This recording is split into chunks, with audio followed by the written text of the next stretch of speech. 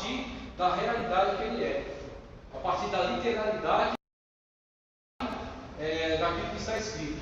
Então você leu, meditou, aí a contemplação que é isso que está sendo lido, está sendo meditado por mim, vai acontecer na minha vida em algum momento. Deus vai realizar isso na minha vida. Então tem os passos: leitura, meditação, contemplar as verdades bíblicas, orar para entender as lições bíblicas, que é onde você vai encarar a Bíblia numa perspectiva espiritual.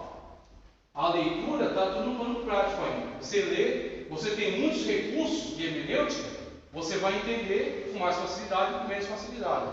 Agora, quando você, além disso, coloca o ambiente espiritual, você ora para entender aquele texto, você está envolvendo ele num ambiente espiritual. Você está buscando o auxílio do Espírito Santo para te dar um entendimento daquele texto. Tá certo? Então o que acontece? O Espírito Santo de Deus, quando você se posicionar dessa forma, ele vai te dar o sentido que ele quer dar a você a partir daquela palavra.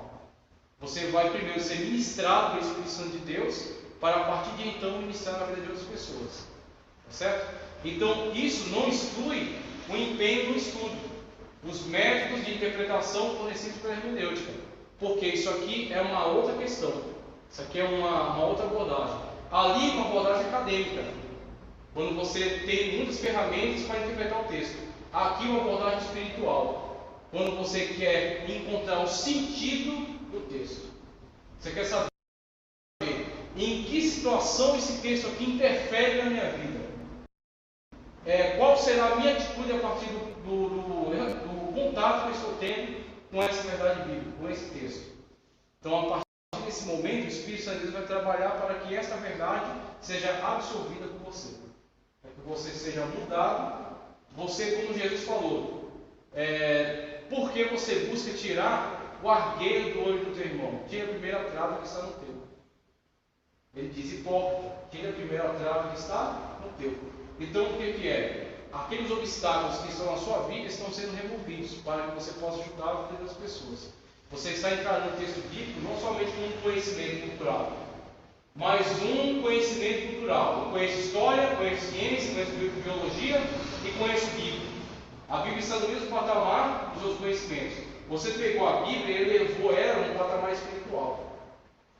Então, tem os outros conhecimentos que são importantes, tudo bem, mas a Bíblia ganha um relevo mais importante, porque ela passa a ser um elemento de direcionamento para a sua vida, quando você encara ela na perspectiva espiritual. Por isso que você lê, medita, contempla as verdades e ora para que seja plenamente revelada a você. E finalmente aplicar os textos bíblicos, porque não adianta nada você ler a Bíblia e viver outra coisa.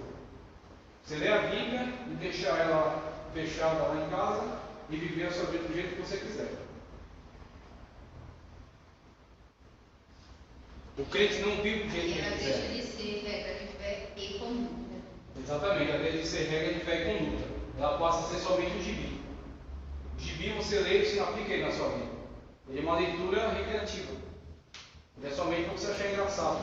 Ou ter um outro livro qualquer, livros de romance. Você lê, acha que se emociona e segue sua vida do mesmo jeito. A Bíblia não. A Bíblia é um livro que tem que ter impacto na sua vida. Aí vamos ver esse outro método aqui. Esse outro método aqui. Método biográfico. Veja só. O método biográfico está aqui. 29, método biográfico. Veja só.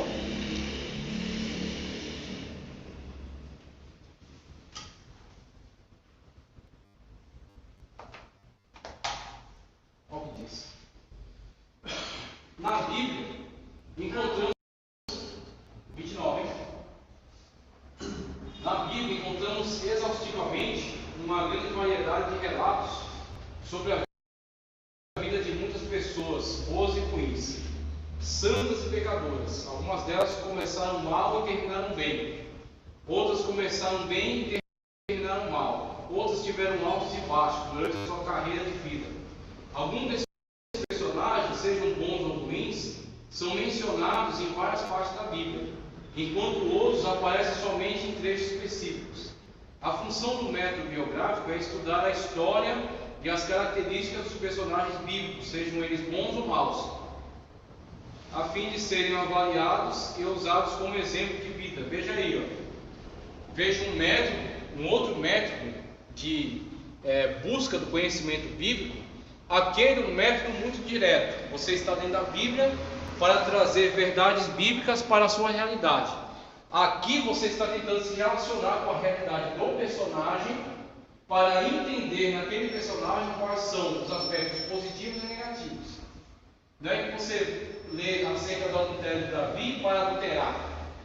Você lê acerca do adultério de Davi para saber qual foi o erro. No tempo que os reis saíram à guerra, Davi estava passeando no terraço e viu uma mulher agonhar-se e falou para os seus homens trazer aquela mulher. E aí trouxeram aquela mulher até ele, e ele se adulterou com ela, foi devolvido à sua casa. Depois ela falou para Davi: estou pejada. Aí Davi enrolou um pouco lá, mandou chamar Urias, que estava na batalha fazendo aquilo que ele deveria estar fazendo. Urias estava muito mais crente do que ele naquele momento. E aí trouxe Urias, mandou Urias para casa. Urias falou: não posso ir para minha casa, sendo que meus homens estão no fronte de batalha. Além de ser mais crente, ele era mais homem do que ele naquele momento.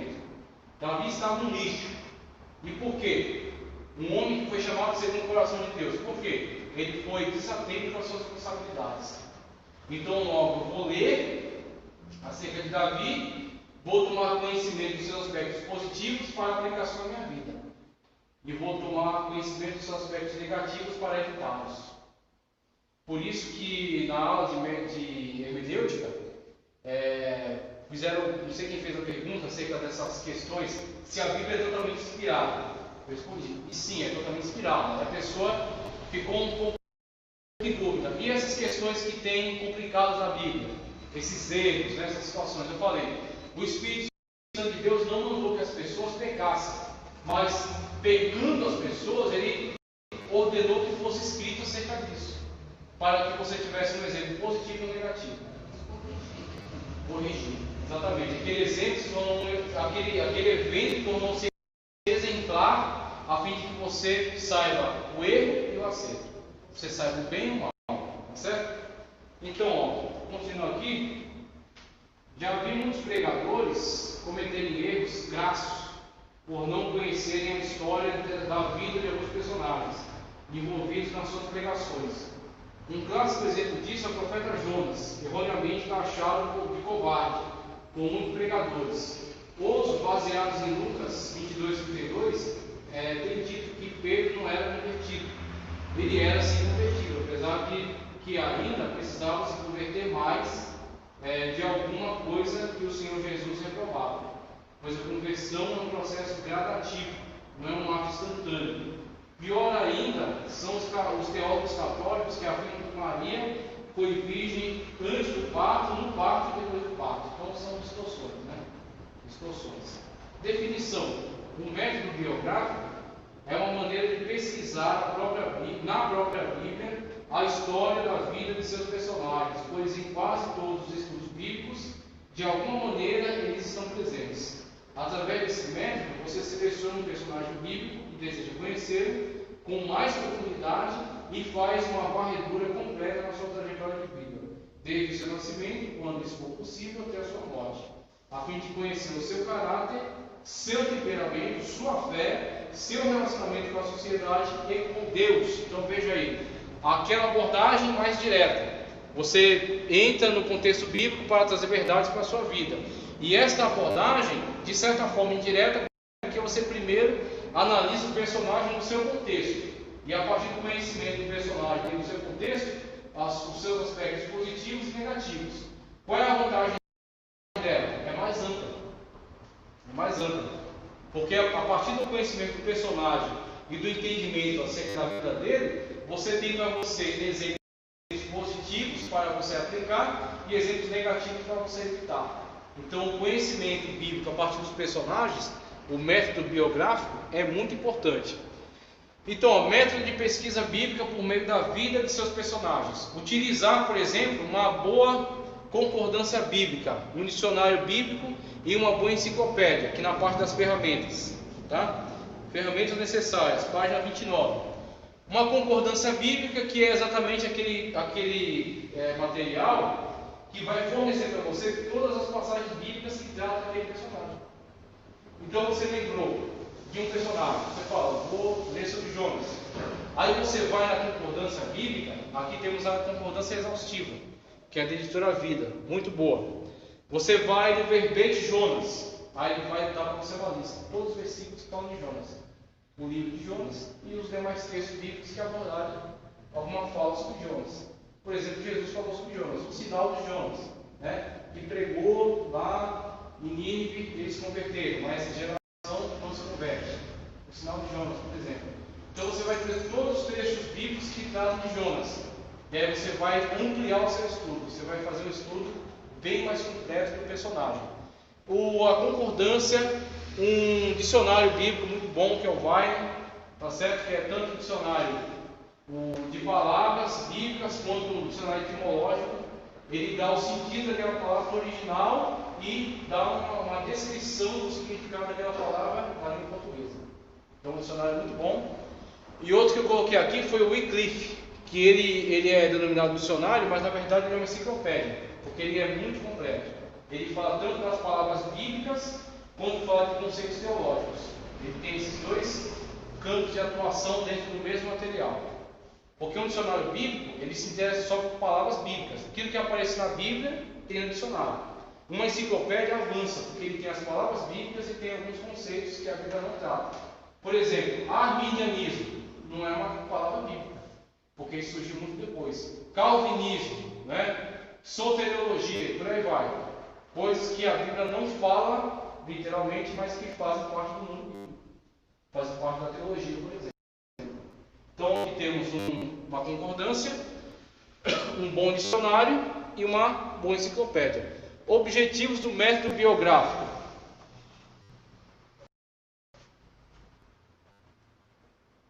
Basicamente, o objetivo do método biográfico, como já passamos aqui, é ter um amplo conhecimento do personagem.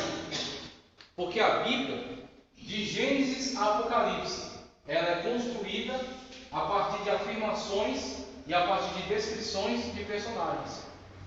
Então, ou é Deus falando, ou é um personagem falando, ou é interagindo na vida dele, uma ação praticada por ele.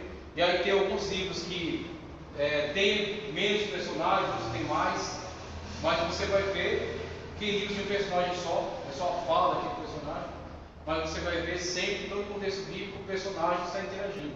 Por isso que o estudo a partir do personagem, ele é muito útil e é muito completo, tá certo? Objetivos do método biográfico, necessidade do método biográfico, para você entender melhor acerca da atuação de Deus na vida daquele personagem. E você entender como e por que ele agiu daquela maneira. Aí você, fazendo um estudo amplo acerca dele, dentro do seu contexto, você vai entender por que ele agiu daquela maneira. E aí você vai poder interpretar corretamente a ação dele e trazer para a sua vida um exemplo positivo ou negativo. Por exemplo, a semente de Jonas, que a gente vai analisar aqui bem mais profundamente, no próximo passo. Importância do método biográfico, nós temos aí um referencial para a nossa vida. A partir do conhecimento desse personagem, da análise dele, do entendimento da vida dele, das atitudes, das palavras dele, você tem a possibilidade de aplicação para a sua vida. Você tem uma amplitude de conhecimento para aplicação no plano prático da sua vida. Aí vamos ver etapas do estudo. Vamos ver que página está. Advertências. Importância, etapas do estudo, página 31. Etapas do estudo, página 31. Primeiro passo. Nas etapas do estudo, página 31 primeiro. Nessas etapas, você vai dar 8 passos importantes em perseguição das características de seu personagem, a fim de chegar à conclusão de quem realmente ele é. Terminadas essas 8 etapas, você terá um mapa completo da vida da pessoa que você está estudando. Isso vai lhe capacitar para avaliá-la e finalmente emitir com segurança o seu ponto de vista sobre tal personagem. Em vez de você ficar com achismo, como alguns pregadores fazem, por exemplo, em relação a Jonas, caracterizando ele erroneamente como uma pessoa covarde, mas na verdade não fazendo uma análise mais profunda acerca do seu contexto, né? Você vai tomar um conhecimento amplo, um conhecimento certo acerca do personagem, para você avaliar ele dentro do seu contexto, as atitudes e as palavras dele, e poder trazer para a sua vida um conhecimento real, conhecimento verídico.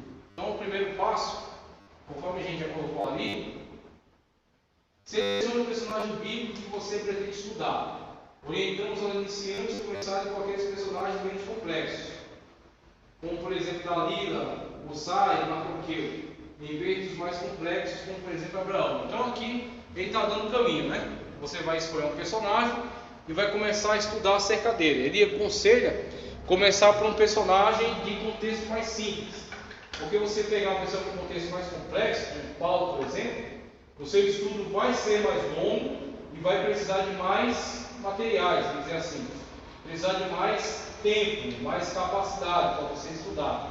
Por isso, para teste, ele fala, começa com um personagem mais simples. A gente escolheu ali Mardoqueu. Deixa eu colocar todos para a gente ir falando só. Aí, a gente começou ali com Mardoqueu. O segundo passo são os materiais, como a gente já viu lá no outro slide. Então temos ali a concordância exaustiva, para encontrar tudo na Bíblia que fala dele, o dicionário para entender as palavras que não forem compreendidas, e a enciclopédia para você ter um estudo mais amplo acerca dele. Por exemplo, algum teólogo que fala acerca dele, você vai na enciclopédia e você tem a opinião dele, por exemplo. Você tem um conhecimento comparativo em relação a outros estudiosos. O terceiro passo é fazer anotações. Quando você vai para a escola, você leva o quê? Lápis e caneta. Pois é, tem gente que pensou, leva o lanche, né? Leva o Coca-Cola, né? Celular, para ficar conversando com alguém durante a aula. Então o que acontece? Dependendo do aluno, né, você vê a atitude. Os alunos que são vitoriosos, que aprendem alguma coisa, são os alunos que ao ir para a escola, primeiro, vão com responsabilidade. Mesmo que ele não esteja gostando, ele vai. Porque escola não é parque de diversão, você não tem que necessariamente gostar, mas você tem que ir, porque aquilo vai dar frutos para você mais na frente. Então, primeiro, responsabilidade, né? Segundo, você tem que ter materiais. Que materiais? Caderno. No caderno já está tudo escrito para você, não é? Não, você compra o caderno só para as linhas, está em branco. Por quê? Será preenchido por você. Parece tão óbvio, né? Mas tem um sentido. Você precisa preencher aquilo. Aquele preenchimento que você faz, você está assimilando conhecimento. Se eu ficar aqui tagarelando para você 10 anos, você não vai assimilar tanto quanto se você fizer anotações, né? Você ler em casa e colocar os seus apontamentos, porque a partir desse momento, o conhecimento que eu estou instigando em você aqui, a coisa que eu faço de mais útil aqui é provocar você. Porque o que eu faço? Eu passo para você esse conhecimento aqui, meu ponto de vista acerca dessa matéria. Com isso, eu instigo você a querer saber sobre ela. E aí você vai ler a matéria e vai fazer apontamentos. A partir desse momento, o conhecimento é seu. Não é o meu conhecimento que eu estou aqui falando para você, instigando você. A partir desse momento é seu. Você entendeu, você leu e você fez o seu apontamento. Então, a partir desse momento, esse conhecimento é seu. Assim é na escola. O professor pronuncia, escreve na lousa, você ouve, você procura entender. Não entendeu? Levanta a mão. Isso aqui, ele explica com outras palavras, você entende. Não só isso, você escreve. Esse ato de escrever, você está trabalhando tanto mentalmente quanto mecanicamente. E com isso está produzindo, ou está construindo conhecimento dentro da sua mente. Está formando uma nova estrutura na sua mente. Esse conhecimento, a partir de então, é seu. Não é simplesmente algo que você ouviu falar e um dia você ouviu aquilo falar, você não se lembra muito bem, esqueceu. Por quê? Você não internalizou. Quando você está fazendo isso aqui, você selecionou um personagem. Você tem materiais adequados. Você tem Bíblia, lápis e caderno. O que será colocado nesse caderno? O seu conhecimento. Aquilo que você entendeu. Aí você vai colocar os apontamentos no caderno, você vai comparar depois com um dicionário bíblico, com um comentário bíblico. Você tem o seu ponto de vista e vai comparar com o ponto de vista de outra pessoa. Tá certo? Você está construindo o seu conhecimento. Na 4, ele está falando para levantar dúvidas, questionamentos. As pessoas que só ouvem e obedecem, elas não têm domínio do que estão fazendo. Perceba, uma pessoa que só serve para ouvir e obedecer, ela nunca quer saber por quê. Ela se fez de escrava. Porque a natureza da escravidão é essa: você fala uma coisa para alguém e você não espera que ela te questione. Por quê? Você é o dono dela. Então você fala, faça isso. A pessoa vai lá e faz. E se ela perguntar para você por quê, você fala, não é da sua conta. Você é meu escravo, vai e faça. Então o que acontece? Quando as pessoas começam a se comportar dessa maneira, elas estão se colocando como escravas. Em qualquer contexto que seja. Não estou dizendo que você tem que se rebelar contra tudo. Estou dizendo que você tem que ter domínio, conhecimento. Por que você está fazendo? Por que eu estou fazendo isso dessa maneira? E você tem que ter até ousadia para questionar. Não seria melhor fazer de outra maneira? Aí a pessoa vai dizer para você por que você tem que fazer daquela maneira. Ou se a pessoa na verdade está enganada e ela for humilde, ela vai dizer, realmente é muito bom. Esse método que você mostrou vai ser mais eficaz. Faça desta maneira. Você com isso mostrou que você tem autonomia. Não é que você não pode ter ninguém que mande você fazer algo, um patrão, um professor, mas você tem que saber por que você está fazendo. Se você faz sem saber, você é um escravo. Tá certo? Então, na igreja é a mesma coisa. Irmãos, vamos fazer o voto do banco consagrado. Quem sentar nesse banco vai ter uma vida vitoriosa, mas para sentar no banco, você tem que dar R$500. Quem não der R$500 vai ficar em pé. Aí você fala, eu quero ter uma vida poderosa, vitoriosa. Então eu vou lá e dou R$500 para sentar no banco consagrado. Eu vou melar o banco de óleo aqui e você senta nele. Você simplesmente faz. Por quê? É uma revelação profética. E a pessoa é um grande apóstolo, é um grande pastor, é um grande missionário, é um missionário intergaláctico que veio de algum lugar pregar a mensagem do Evangelho. E você simplesmente obedece. O que você é? Massa de manobra, manipulável, escravo. Escravo de ideias. Paulo fala, cuidado para não ser levado em volta por vento de doutrina. Vento de doutrina são exatamente isso. Tem aquela pancada de vento, leva a pessoa para onde ela quiser, manipula a vida dela, coloca ela onde quiser. Então Paulo fala, você tem que tomar cuidado para não ser levado por vento de doutrina. Como não ser levado por vento de doutrina? Firmar os seus pés na rocha. Quem é a rocha? Jesus. Então Jesus te dá o conhecimento do caminho da verdade e da vida. Veja, verdade. Ele é a verdade. Então, se você tem o conhecimento do profundo nascimento de Cristo e da sua palavra, você não vai ser levado por vento de doutrina. Quando vier alguma doutrina dessa, você vai questioná-la. Como você tem poder para questioná-la?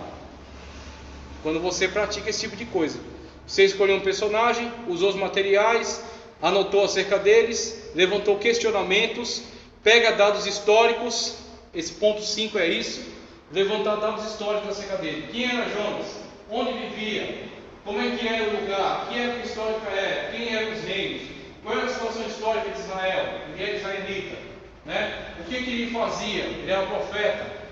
Onde Deus mandou ele? Para a Síria. Qual é a história da Síria?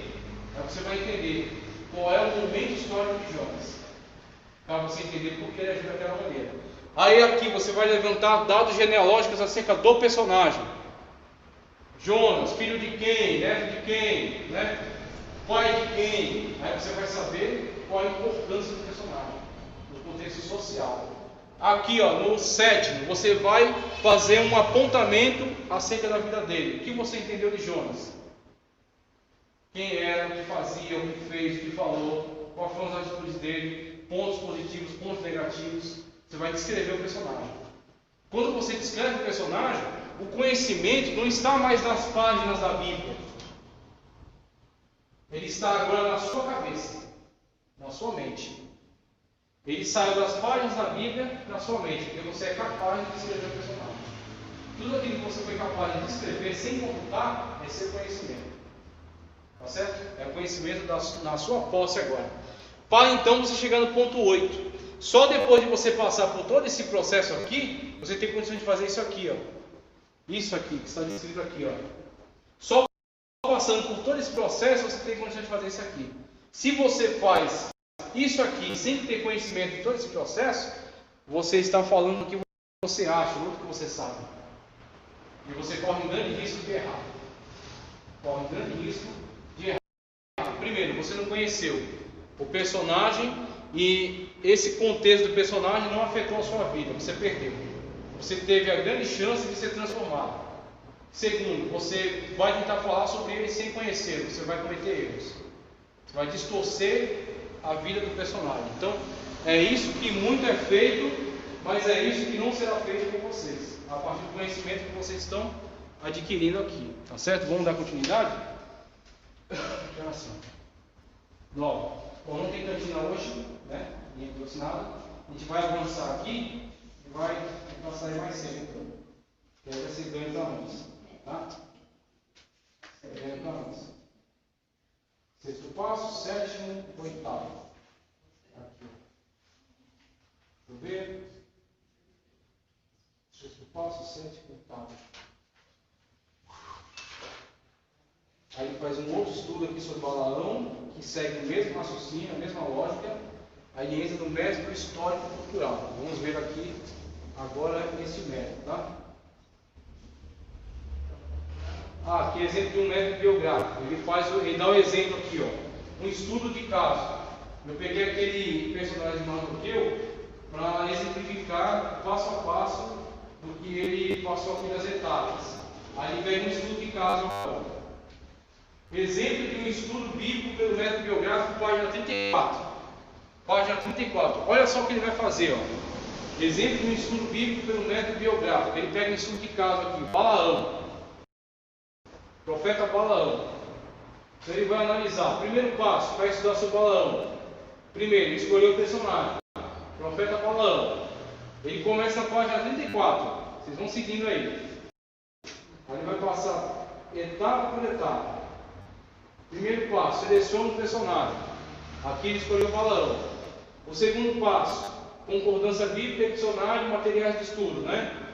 Terceiro passo, referências bíblicas sobre Balaão. Onde que você consegue? As referências. Concordância bíblica. Lá você consegue todas as referências, né? Aí tem aí, ó, um monte de versículo que ele cita. Tudo isso você consegue na concordância. Quarto passo, currículo vitae de Balaão. A partir da leitura desses textos, você faz o currículo dele. Quem era, onde vivia, o que fazia. Quinto passo, dados históricos relacionados. Aí você, por exemplo, consegue na enciclopédia. No dicionário e na enciclopédia você consegue os dados históricos do personagem. É isso que o dicionário e a enciclopédia faz. Onde ele nasceu, Israel, como Israel era na época, né? Onde que ele viveu, o que ele fez, para onde ele foi para a Síria, como é que era a Síria, qual era o contexto histórico. Tudo isso aí é dado por esses materiais. Sexto passo, aspectos genealógicos. Sétimo passo, resumo biográfico. Aí você vai falar o que você entendeu. Você vai descrever o personagem como você entendeu. No oitavo passo, aplicação pessoal. Aí vamos ver aqui, ó, ponto a ponto. Ponto a ponto, isso que eu acabei de escrever para vocês. Primeira coisa, concordância bíblica. Olha uma concordância aí. É para isso que eu coloquei essa parte. Tá borrada, mas é só para você ver